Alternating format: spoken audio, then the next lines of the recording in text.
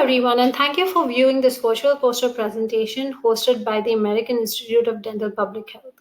My name is Madhuli Thakkar, and I'm a foreign trained dentist currently working as a biostatistician at the DentaQuest Partnership.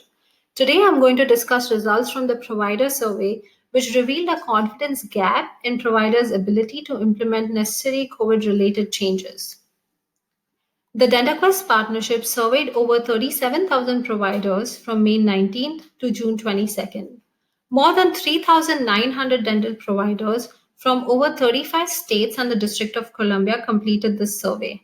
This survey is unique because it covers a range of topics not previously covered and focuses primarily on Medicaid and safety net providers. So, what are the sources of information and guidance used by dental practices to inform protocols?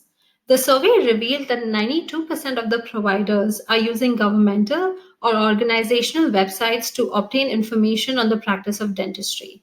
More than half of the providers were also using dental journals or news articles. 8 in 10 providers use the ADA or CDC to guide protocols for seeing patients, while more than 70% follow OSHA or the governor's executive orders. This is a time of great disruption in American lives. Although many businesses are finding ways to reopen while maintaining social distancing and exercising other precautions, dental practices face many other unique challenges. The survey revealed 7 in 10 dental providers were implementing new protocols to lessen the risk of COVID-19 transmission in their offices. However, there is a gap between what providers know they should do and what they feel they can do to reduce the risk.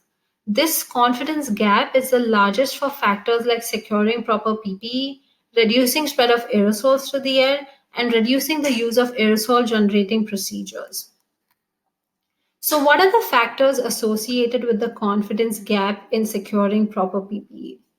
We conducted multivariable regression models, and after adjusting for confounding factors such as age, gender, race, and location, we found that Medicaid oriented practices, where more than 50% of the patients were enrolled in Medicaid, were 23% more likely to have a confidence gap.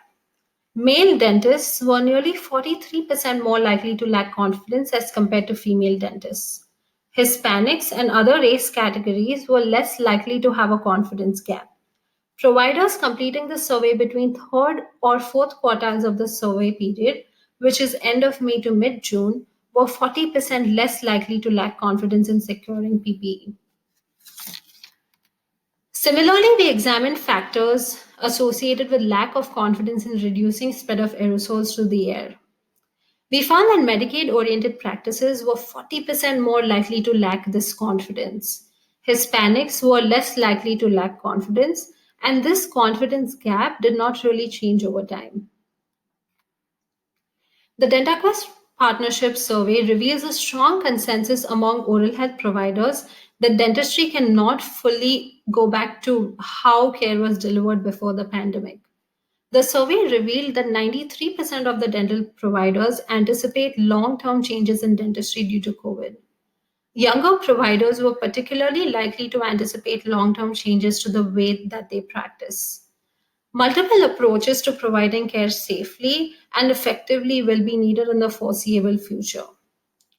A broad strategy that refocuses dentistry through pathway redesign could maintain and even improve the access to care while minimizing transmission risk.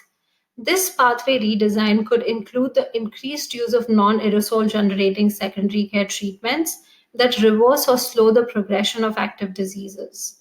This pathway redesign could render dental providers less vulnerable from any unpredictable patient utilization and cash flow if the nation experiences additional waves of COVID-19. Thank you, everyone, and please feel free to reach out to me with any questions. You can find my contact information on slide 1. Thank you.